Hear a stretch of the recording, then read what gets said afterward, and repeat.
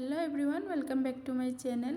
সকাল সকাল এখানে শোল মাছের পোনা ধরিয়ে আনা হয়েছে। আর শোল মাছের পোনার সাইজ তো খুব বেশি বড় থাকে, 22 যেটা আর কি। সব টাইম ধরা গেছে না, যতটা পারছেন ধরছেন। লগে আসলো চিংড়ি মাছ, তো এটা আমি আলাদা করলাম। চিংড়ি মাছ এখনও ধরতে যা রয়েছেন হাটিতরা। আর এদিকে আমার মিনি ব্লগার রাখলে ব্লগিং কতরা, তো তার বয়স তোরা আমি ক্যাপচার করে লইলাম। Hello guys.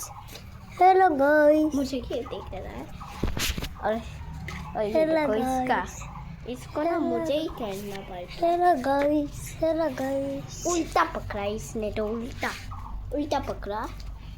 তো তারা দুইজনে দুইটা ফোন লইয়া খেলাইতে আর কি ব্লগিং কতরা। আর স্পেশালি তার হ্যালো গাইস যেটা হওয়াটা আমি ক্যাপচার করলাম, যেটা এখনো পর্যন্ত আমি কোনো ভিডিও থইতে পারছি না। তার বাদে এখানে বইয়া হতে সময় লিচি গাছর খটা বাদর খেতাইলাম।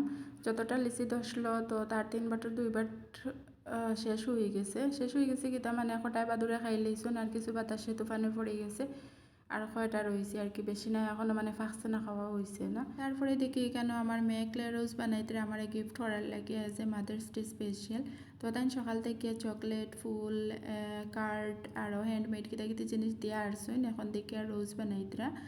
আর একদিন কোনো মা দিবস সেলিব্রেট করলে ওই বনি আমার মনে হয় ডেইলিও মা দিবস। আর মার ঋণ কোনো দিন তো শোধ করা যাইত না। তারপরেও একদিন যেদিন মাদার্স ডে স্পেশাল আছে তো বাচ্চাদের তো আর এটা মানুষ না, আলাদাভাবে কোনো সেলিব্রেশন কিছু হয় না মাদার্স ডে, ফাদার্স ডে বা অন্য কোনো ডে। তারপরেও মানে আমি বইয়া ওই রোজটা বানানি দেখি আর ভিডিও ক্লিপও লই লইলাম। আর রোজটা খুব সুন্দর হয়েছে, the most beautiful rose I have ever received. And thank you so much my little princess for the lovely gifts. আর তো এখন তো রোজ দেওয়া হয়ে গেল। আর এখন আমি খই তোরা পায়েস বানাইলাম। তো এখন লাগে যে পায়েস বানানিত মিডিয়াম ফ্লেমে জাল দিয়ে দুধ আটাইলাম। যতটা পরিমাণ আসলো জাল দিয়ে আটানির পরে তার অর্ধেক পরিমাণ হওয়ার পরে আমি এখানে তেজপাতা আর ইলাইচি দিছি। তারপরে এখানে আমি 1 মুঠ বা 1 টেবিল চামচ খালি জিরে চাউল দিছি আর দিছি 1 পিঞ্চ লবণ। আমি সবসময় খালি জিরে চাউল দিয়ে পায়েস বানাই। এখানে কি খালি জিরে চাউল দিয়ে ভাত রান্না করলে অত বেশি স্মেল থাকে যেন 2-3 বাড়ি পর্যন্ত থাকে। এর লাগে আমি সবসময় পায়েস বানাইতে খালি জিরে চাউল দিয়ে বানাই, পায়েসের কোনো চাউল দিয়ে বানাই না।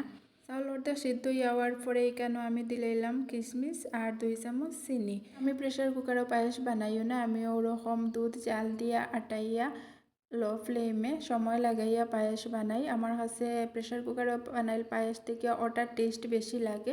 এনেকে নর্মালি যখন দুধ জাল দিয়ে আটাইয়া কিরসা বানানি হয় আর ওরকম জাল দিয়া আটাইয়া বেশি সময় ধরিয়া পায়েস বানানির টেস্ট অলমোস্ট সেম থাকে।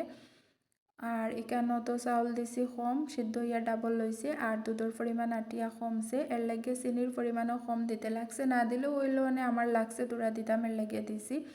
কোনো সময় চিনি দিতেও লাগে না। তো লো ফ্লেমে বেশি সময় ধরিয়া জাল দিয়া বানাই লইলাম পায়েস।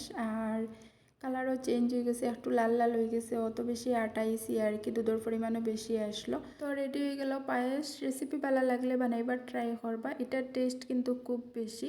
আমি ফার্স্টেও আমি আমার বউলে লই লইছি, এখানে কি আমার তোরা গরম গরম খাইতে ভালো লাগে এর লাগিয়া।